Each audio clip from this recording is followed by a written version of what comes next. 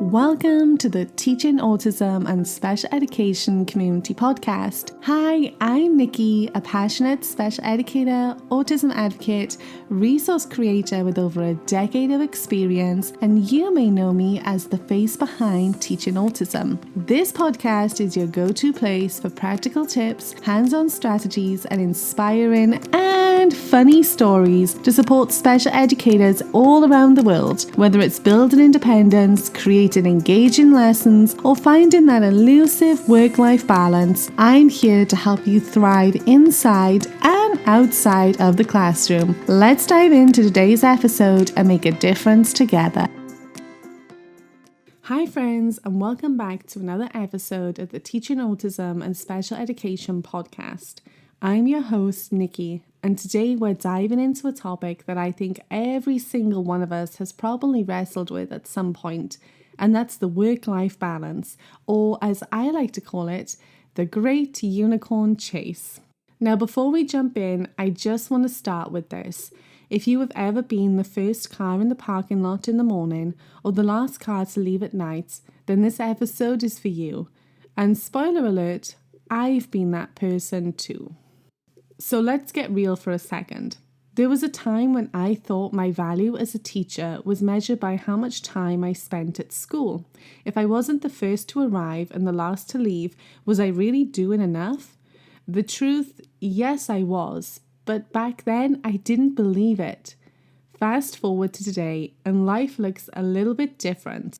You may know that I have a 3-year-old who is basically a tiny tornado of energy, a dog and a cat who both think they're toddlers too. And let me tell you, those 3 have taught me more about the importance of boundaries than any professional development seminar ever could. So let's talk about why that work-life balance is so important. It's not just about having more time for yourself or your family, although that is huge, but it's also about preserving your mental health, your physical health and well-being, and your passion for teaching. When you are constantly running on empty, burnout isn't just a possibility, it's inevitable. And here's the thing. Burnout doesn't just hurt you, it impacts your students, your classroom, and the relationships you hold dear. Taking care of yourself isn't selfish, it's essential. When you prioritize balance, you're not only showing up better for your loved ones, but you're also modeling healthy boundaries and self-care for your students. And isn't that a lesson worth teaching? So here's the thing, I'm gonna get real with you right now. If you died tomorrow, your job would replace you in a heartbeat. Ouch, right? It's a tough pill to swallow, but you're just a number. But your family, your loved ones, your friends, they wouldn't get a replacement. They would get a hole in their hearts that no one else could fill. And I don't say that to be morbid or depressing, but to remind you and myself that we are more than our jobs. Yes, teaching is important. It's a calling, but so is being a parent, a partner, a friend, a son, a daughter, and a human being who actually gets to enjoy their life. Now let's talk about boundaries, because I know that word gets thrown around a lot, but here's the truth. Boundaries are not a one-size-fits-all. What works for me might not work for you, and that's okay. Maybe your boundary is leaving school at 4 p.m. no matter what. Maybe it's saying no to volunteering for that 5th committee. Or maybe it's finally deleting your work email app from your phone. Yes, I see you, and yes, it's time. This remains my non-negotiable boundary. So for me, my boundaries look like this. I don't have my work email or anything work-related on my personal phone. I don't check my emails after a certain time, and certainly not on weekends. I give myself permission to say no. I have a wants and a needs list. I don't need to do all of the wonderful things that I see online. I want to, but I don't need to. And separating these helps me prioritize what actually needs to be done. And on the really tough days, I remind myself that progress, not perfection, is the goal. I'll be honest, There was a time when I thought setting boundaries meant that I wasn't doing enough, or that I wasn't a good enough teacher or a good enough person.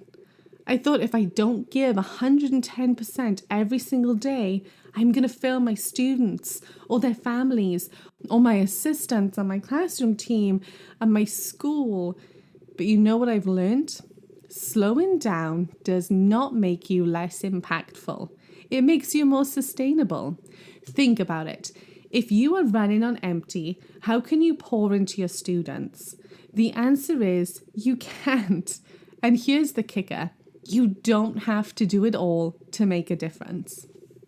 Now, I know what you're thinking. Nikki, this sounds great in theory, but you don't know my schedule, my admin, my workload. And you're right, I don't.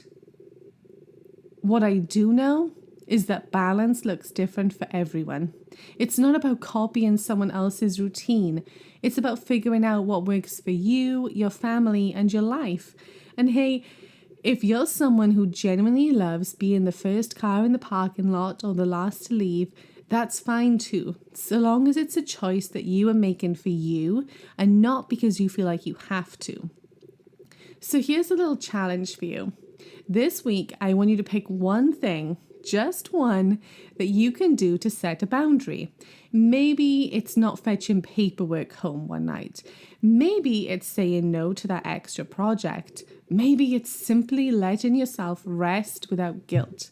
Because at the end of the day, you're not just a teacher. You're a whole human being with a life outside of school, and you deserve to enjoy it.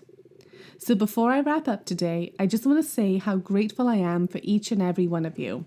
You're out there making a difference every single day, and that is no small thing. But remember this, you matter too.